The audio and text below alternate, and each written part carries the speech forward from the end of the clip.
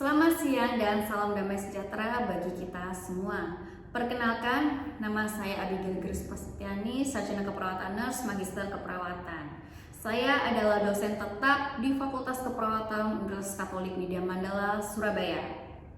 Salah satu mata kuliah yang saya ampu adalah keperawatan komunitas yang memiliki kode NSG 430 yang memiliki bobot 5 SKS yang terdiri dari 3 SKS teori, 1 SKS lab, dan 1 SKS untuk klinik.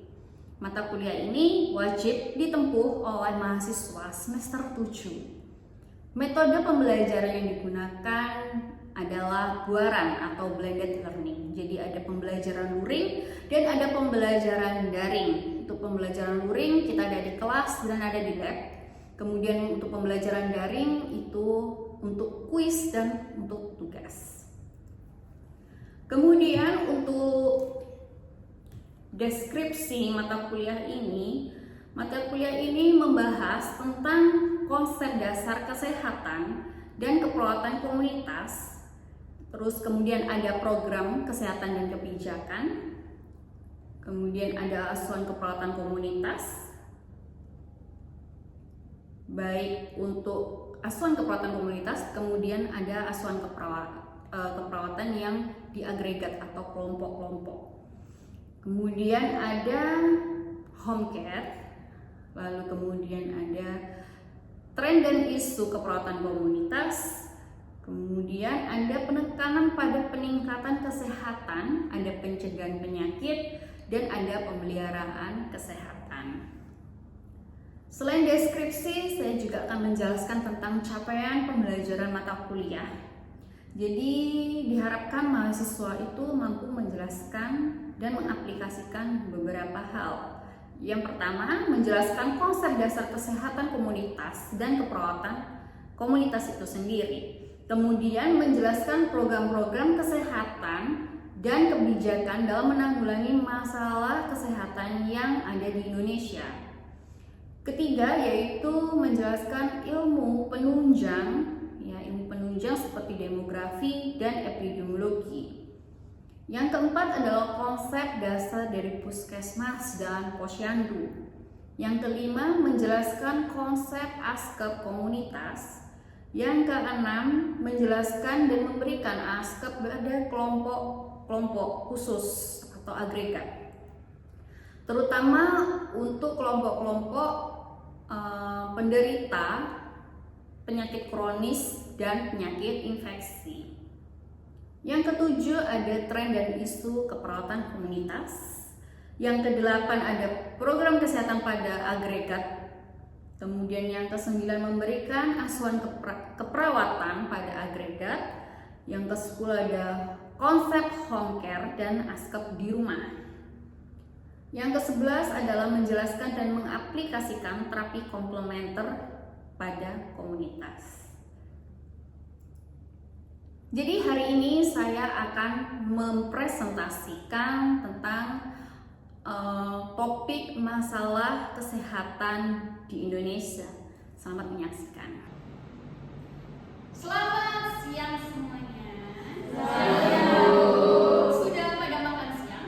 Sudah.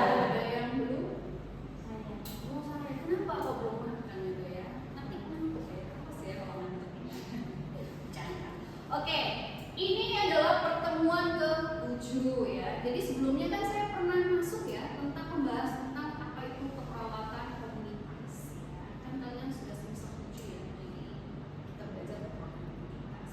Ada yang masih ingat nggak definisi dari sehat menurut WHO? Apa itu sehat? Sehat itu apa sih? Sehat itu apa?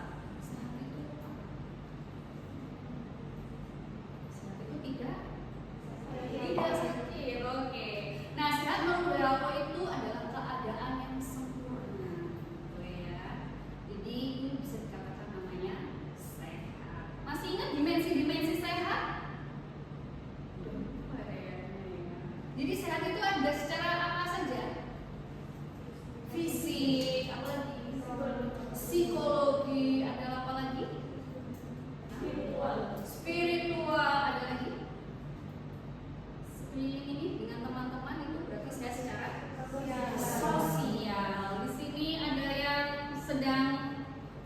tidak enak badan? Lagi sakit ada? Ada yang sehat semua ya. Oke. Jadi di sini kita akan berbicara tentang masalah kesehatan penduduk. Apa aja sih masalah kesehatan? Apakah suara saya terdengar jelas? Jelas. Outline hari ini yaitu ada 5 tentang masalah kesehatan penduduk, terutama di Indonesia. Mungkin bukan hal yang baru ya, mungkin sudah lama. Yang pertama adalah pengendalian penyakit menular. Contohnya apa? Penyakit menular? TBC. Apalagi? HIV. Kedua, penyakit tidak menular. Contohnya?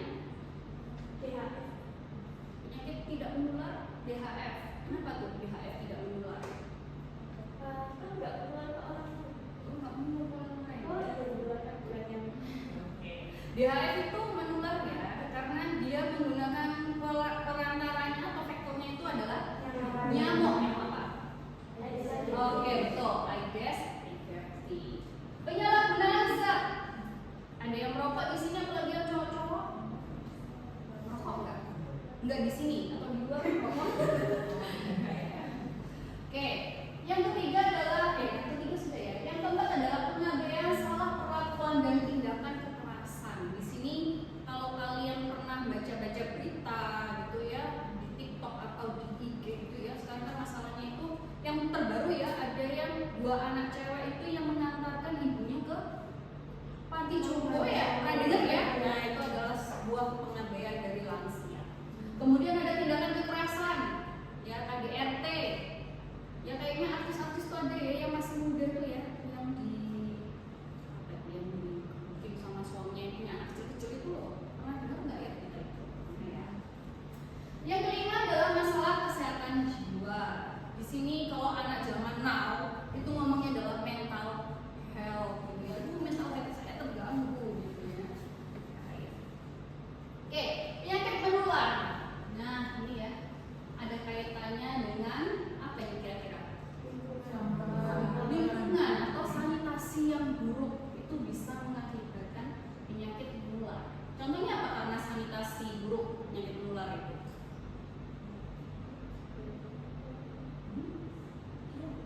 Diare itu bisa ya. Nah ini contohnya juga karena ada TB. Jadi penyakit menular di Indonesia itu tren dan isunya itu masih terjadi sampai saat ini. Ada yang pernah kena tipoid, tipes? Itu biasanya penyakit ini ya, anak-anak kos gitu ya. Apalagi kalau anak kos itu makannya yang ya ada minggir gitu ya. Oke, contohnya Indonesia menurut WHO 2023 mengatakan Indonesia itu menduduki nomor 2 kasus TB secara global. Ya, ada TB itu berbahaya ya. Kalau tidak salah, beasiswa luar negeri, saya lupa beasiswa atau apa gitu ya. Kalau orang Indonesia mau masuk ke negara itu harus ada asesmennya bebas TB.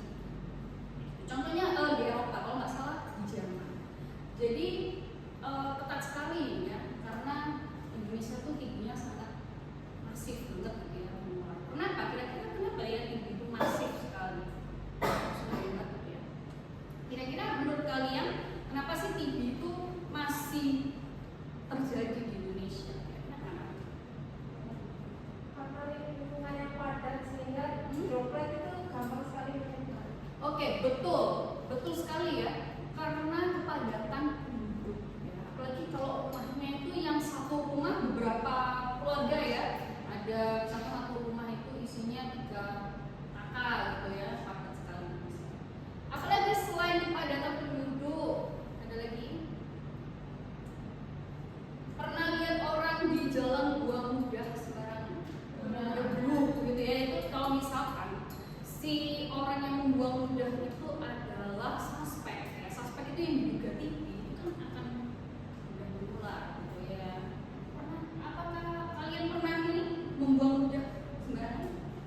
Misalnya itu laki-laki gitu ya. Laki nggak pernah ya buang sembarangan ya? Nggak di sini ya. Ini contohnya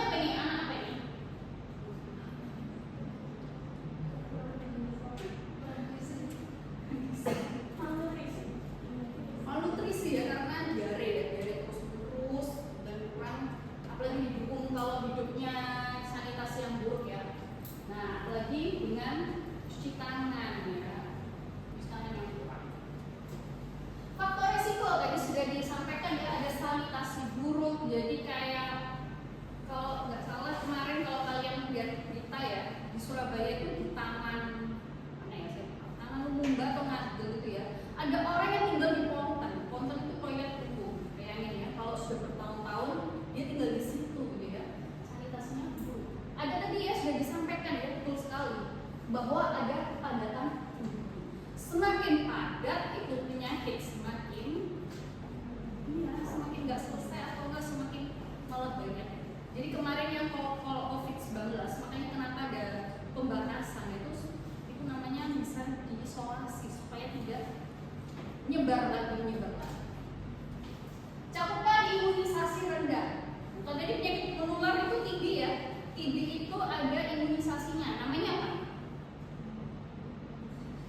Namanya apa imunisasinya?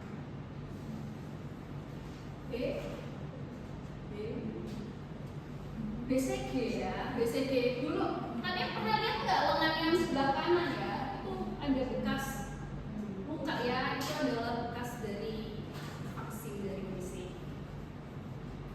Adanya kurang PHBS, tahu PHBS? Perilaku hidup bersih dan sehat. Nah kalian nanti coba bisa search ya, PHBS itu ada berapa? Ada macam-macam, ada cuci tangan, ada buang air besar itu di jamban, ada memberi ASI, tidak merokok di dalam rumah, itu PHBS itu yang sehat. Kemudian kita kerjanya apa sih? Ya sebagai perawat ya, perawat komunitas itu kita kerjanya dari promotif dan preventif. Promotif itu apa? Promotif itu berarti apa? Promosi yang memperkenalkan tentang seperti contohnya PHBS, namanya vaksinasi, adanya screening TB. Pernah di puskesmas melakukan screening TB? Belum ya? Nanti mungkin ya. Kemudian ada preventif, berarti adanya preventif itu apa artinya? Pencegahan, betul ya. Jadi preventif itu pencegahan. Pernah tahu ini kader Surabaya hebat ya? Ada yang orang Surabaya di sini. Nah, KSH yang kayak baju cuma pakai rompi merah gitu ya. Nah itu ibu-ibu itu namanya untuk mengetes namanya jumantik. Ya, tahu jumantik ya? Jentik-jentik yang dibang-bang gitu ya. Kemudian ada kontak tracing dan isolasi khusus ini pada masalah TB. Ya, jadi kalau nggak salah itu di puskesmas ya, saya sebutkan puskesmas Jakir ya karena saya tinggalnya di situ ya. Katanya Bapak si Ai, TB di kelurahan situ itu lumayan agak banyak ya. Apalagi ditambah masyarakatnya males pakai masker gitu ya. Nah jadi harus ada contact tracing itu semakin dikuatkan gitu ya. Jadi misalkan Pak A ini TB positif, nah nanti kita tracing juga keluarganya positif atau negatif TB. Jadi kalian juga harus aware gitu ya sama itu ya. Apalagi kalau sudah batuknya lebih dari, kalau TB itu lebih dari 2 minggu ya. Dahak nggak berdahak harus cek ya. Oke. Rehabilitatif. Nah, dukungan nutrisi untuk pasien TB itu sangat-sangat penting ya. Biasanya kalau pasien TB dia itu secara, kalau kalian secara inspeksi kajian fisik itu kelihatan kurus. Kenapa itu?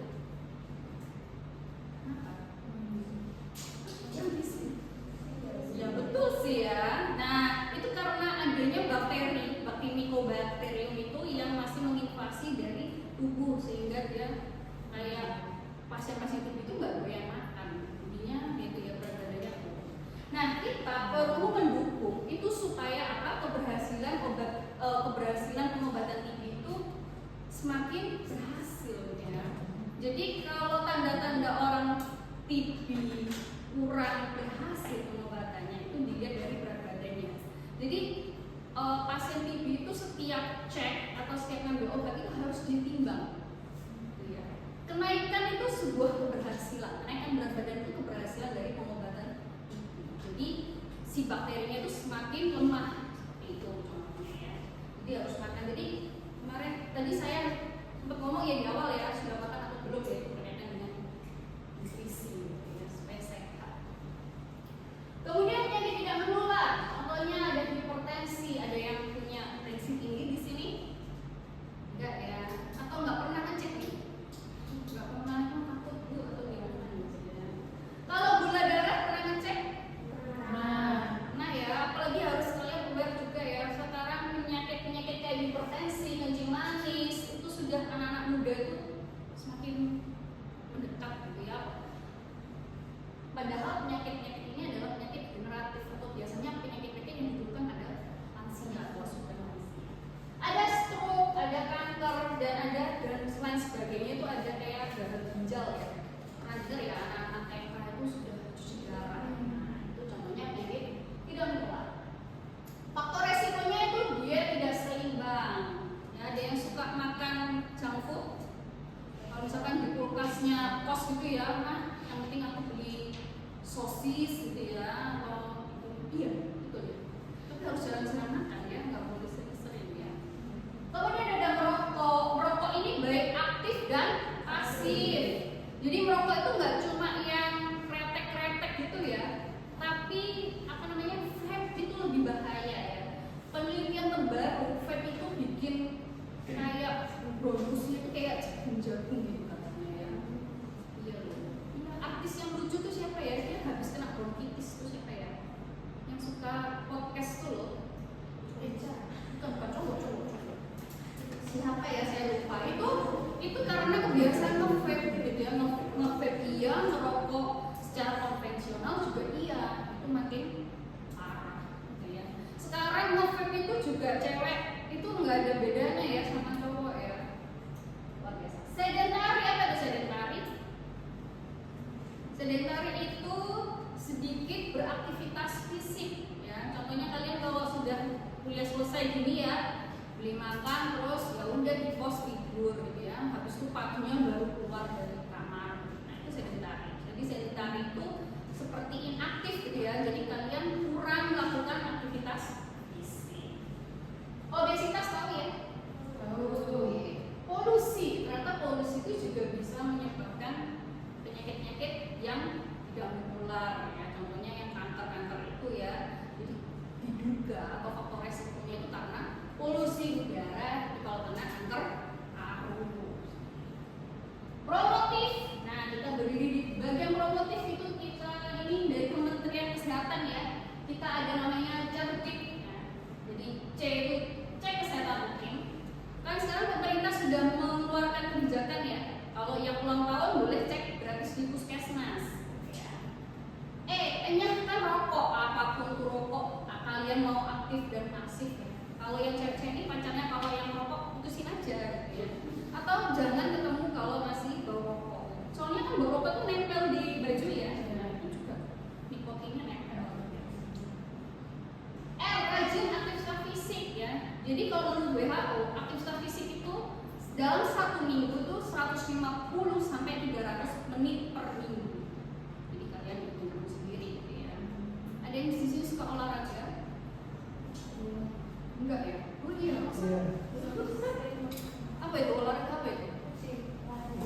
Lari ya, bukan lari dari kenyataan ya. Diet sehat. Nah, diet sehat itu kalian bisa rangkum dari berbagai sumber ya, apalagi Kementerian Kesehatan ya. Ada namanya piring T ya. T itu ada, nanti kalian coba bisa search ya, kayak ada gambarnya gitu ya. Jadi nasi itu harus berapa porsinya, sayur itu berapa, terus apa namanya lauk itu berapa. Diselingi juga namanya air putih 2 liter per hari dengan DGL-nya. Tahu DGL? Gula, garam, lemak per hari itu sudah ada takarannya. Jadi itu kalian bisa cari isi piringku atau piring T. Itu namanya diet sehat. Jadi kalau kayak dietnya artis Korea Iu itu ya, Ayu ya, makanya cuma apel gitu ya, itu kurang sehat gitu ya. Memang apel itu sehat, tapi kalau bagi kita yang bukan yang artis yang mau comeback itu kayaknya kurang cocok gitu ya. Kelola stres, oh iya, istirahat yang cukup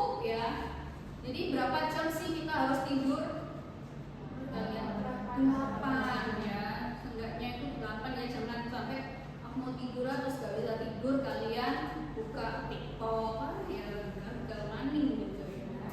Oke, kalau stres, nah ini yang susah ya mungkin ya, apalagi yang terakhir itu buat skripsi ya, kan semester 7 kan kalian ya, buat aduh judulnya ya apa, buat bab satunya bagaimana, itu bisa stres. Gimana cara mengelola stres kalau mau skripsi ya? Kalian kumpul sama teman-temannya yang sama bimbingan P1 gitu ya, supaya bisa lah ya. Preventif, kita bisa screening tekanan darah dan gula darah di puskesmas atau posbindu. Posbindu ini biasanya yang ada di RT atau RW. Rehabilitatifnya adalah manajemen luka kronis pada pasien DMD, biasanya itu kakinya ya. Pernah ketemu luka kaki? Nah ya, baunya sangat sedap ya. Penyalahgunaan zat. Nah, penyalahgunaan zat itu secara nggak langsung kita juga mungkin pernah ya. Apalagi penyalahgunaan obat resep. Ada yang di sini kayaknya aku mau radang nih, aku beli amoxicillin. Pernah? Beli sendiri kan nggak pakai resep. Nah, terus diminum habis nggak? Wah, berbahaya ini ya. Kan si Rosa tahu ya, kalau nggak habis apa yang terjadi? Prof dong. Apa? Resisten kumannya ya. Bahaya dia. Jadi kalau sebaiknya kalau minum antibiotik itu harus berobat. Kemudian kalau sudah berobat dapat resep, minum obatnya harus habis. Kan pasti dokter itu kasih nasihat itu ya, kasih pesan itu ya, harus habis. Yang ini yang depan selalu habiskan obat antibiotiknya. Oke, kemudian ada ketergantungan narkotika.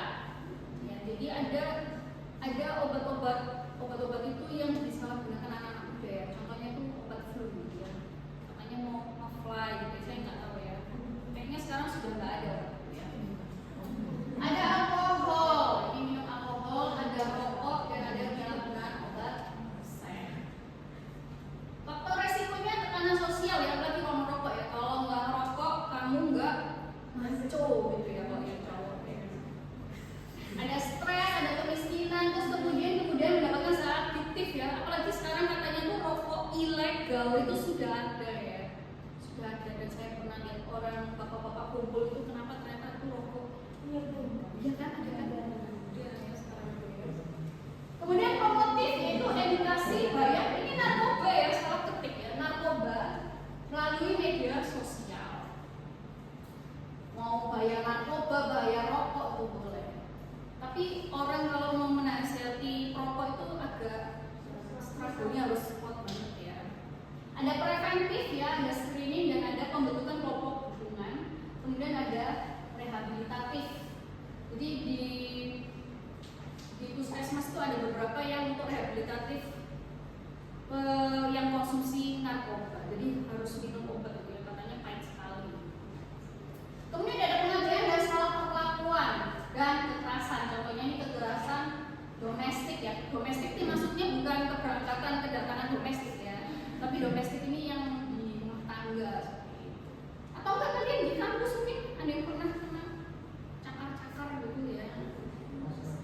Pelecehan. Jadi pelecehan itu enggak secara fisik aja ya, tapi verbal gitu ya. Kan sekarang marak ya. Ih, kamu kayak gitu. Nah, itu ya. Kemudian ada penelantaran lansia. Jadi penelantaran itu ada lansia dan anak-anak ya. Anak itu sekarang ditelantarkan ya, kayak ada apa namanya? Ada kayak waktu lebaran tuh ya, anaknya ketinggalan di pom bensin gitu ya. Bisa gitu ya. Sengaja ya. Faktor risikonya ada kemiskinan dan ketidaktahuan hak hukum ya. Jadi aku pukulin aja gitu ya, main hakim sendiri ya, padahal ada hukumnya. Promotifnya kita sosialisasi UU PDKRT dan hak anak dan lansia. Preventifnya pelatihan parenting ya, apalagi yang ibu bapak ini kan calon bapak ibu ya. Nah terus belum menikah, latihan parenting. Kemudian pembentukan rumah aman ya, sekarang ada beberapa sudah ada rumah aman ya. Jadi itu biasanya rumah aman untuk anak dan perempuan ya. Kasihan ya KDRT kalau cowok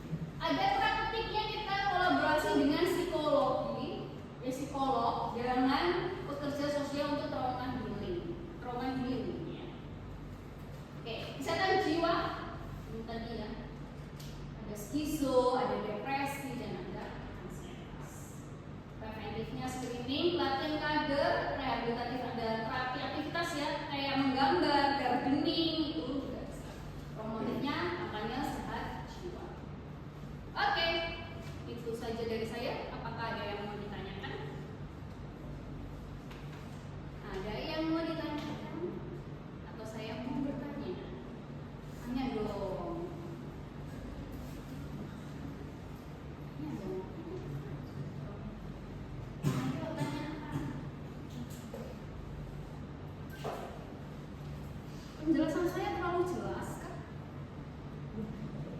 Tanya dulu. Saya tanya, Oke. untuk yang masalah kesehatan jiwa itu tadi kan saya ada baca kayak yang mau bunuh diri, depresi gitu ya Bu. Nah itu tuh biasanya ya Bu, kalau mau mengedukasi ke orang yang melakukan misalnya kayak self harm itu kan susah ya Bu. Apalagi kalau misalnya dia itu udah pernah diomongin sama orang kayak, oh kamu self harm berarti kamu itu nggak deket sama Tuhan. Oke. Itu kayak edukasi orang yang supaya dia nggak ngejudge orang ini tuh gimana gitu. Jadi kayak masuk depresi gitu Bu. Berarti harus pendekatannya di dua orang itu ya, yang mau melakukan self harm dan orang yang mengkritisi self harm ya. Bahwa biasanya itu orang yang mengkritisi self harm itu belum tentu dia mentalnya ya sehat ya. Jadi kita melakukan di pendekatan di dua orang. Apalagi yang diutamakan itu yang self harm ya.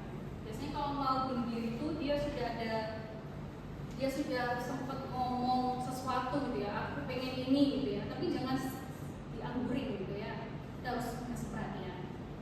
Oke ya, sudah cukup ya. Kalau gitu saya bertanya ya, apa sih promotif di bidang penyakit